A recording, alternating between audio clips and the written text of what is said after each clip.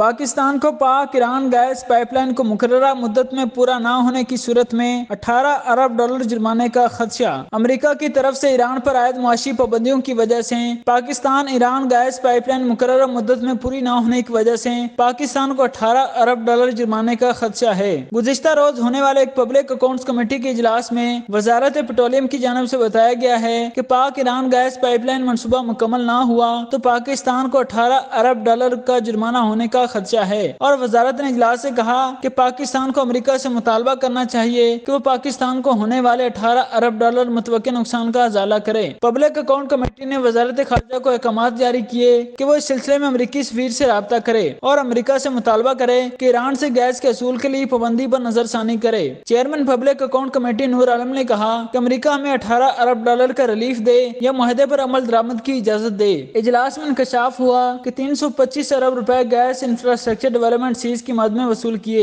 مگر خرچ 2 ارب کیے۔